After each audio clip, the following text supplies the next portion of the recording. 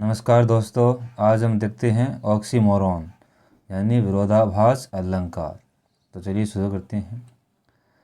Pairs to contradictory और opposing words यानी pair होता है जोड़ा, टू कॉन्ट्राडिक्टरी होता है जो विरोधाभासी हैं, और अपोजिंग यानी एक दूसरे के विरोधी हैं, उन शब्दों से टू क्रिएट ह्यूमर जिससे हास्य पैदा हो सकता है, एंड ड्रामेटिक इफेक्ट और जो नाटकीय प्रभाव है वो भी पैदा हो जाता है।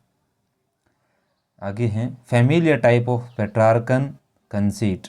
यह जो पेट्रार्कन कंसीट है उसका एक बहुत ही परिचित प्रकार है इन एलिजाबेथन लव पोएट्री, जो ज़्यादातर एलिजाबेथन जो लव पोएट्री हैं उनमें यूज किया जाता था।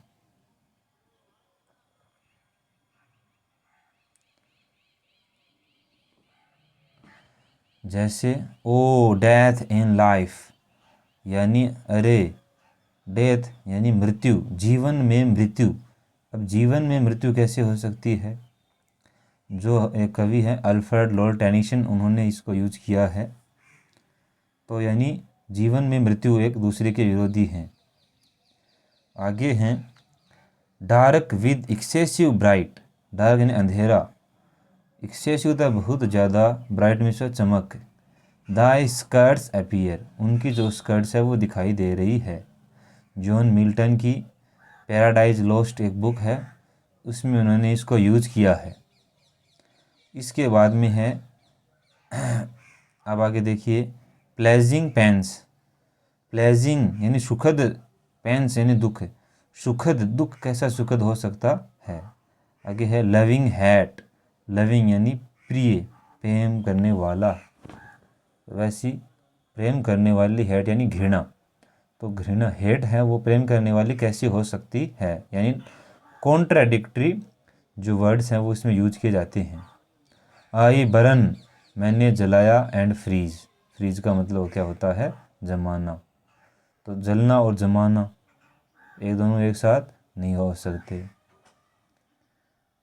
पार्टिंग,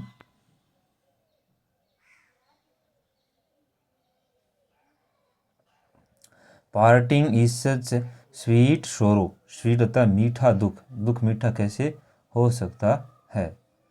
शेक्सपियर की एक रचना है रोमियो एंड जूलियट, उसमें शेक्सपियर ने इसको यूज किया है। ऑनेस्ट थिफ, ईमानदार चोर, ये शेक्सपियर ने एज यू लाइक इट में यूज किया है। तो थिफ यानी चोर है वो ईमानदार कैसे हो सकता है, लेकिन ड्रामेटिक इफेक्ट के लिए इन कॉन्ट्राडिक्टरी वर्ड को यूज किया जाता है। इसके बाद में है मेलनकली मेरीमेंट। मेलनकली होता है उदासी भरी, मेरीमेंट होती है आनंद या जोय। तो ये लॉर्ड बायरन ने डॉन जुआन में इसको यूज किया है। ओनली चॉइस, ओनली चॉइस यानी ओनली चॉइस, एकमात्र चॉइस। अब चॉइस का मतलब क्या होता है? जहाँ विकल्प मिले। तो ओनली केवल, केवल एक है, ओनली चॉइस एक ही चॉइस है। तो ऑन चॉइस, चॉइस का मतलब विकल्प होता है, तो ओनली विकल्प, ओनली चॉइस। इसी प्रकार है वर्चुअल रियलिटी। वर्चुअल था आभासी और रियलिटी था वास्तविकता। आगे है ओपन सीक्रेट। ओपन का होता है खुला और सीक्रेट का होता है रहस्य। रहस्य होता है गुप्त, तो खुला कैसे हो सकता है? सीरियसली फनी, फनी होता है मजाकिया, जो किसी चीज़ को सीरियस न ले, तो सीरियसली फनी कैसे होता है? इसी प्रकार है डेफनिंग साइलेंस, बहरा करने वाली शांति। अब शांति कभी बहरा थोड़ी करती है, लेकिन इसको इस प्रकार यूज किया गया है। ओरिजिनल कॉपी, वास्तविक कॉपी, मूल कॉपी। अब ओरिजिनल का होता है वही जो मुख्य है, और कॉपी का होता है उसकी बनाई हुई। आगे है वर्किंग हॉलीडे। हॉलीडे आता है छुट्टी, तो वर्किंग यानी काम करने की, तो काम और छुट्टी दोनों एक साथ कैसे हो सकते हैं? आगे है ऑर्गेनाइज्ड केओस। केओस का मतलब होता है अव्यवस्था, ऑर्गेनाइज होता है व्यवस्थित, तो व्यवस्थित अव्यवस्था कैसे हो सकती है?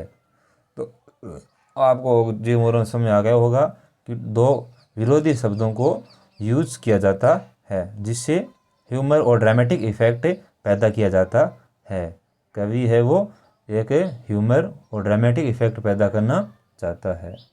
दोस्तों आशा करता हूँ समझ आ गया होगा। Thank you.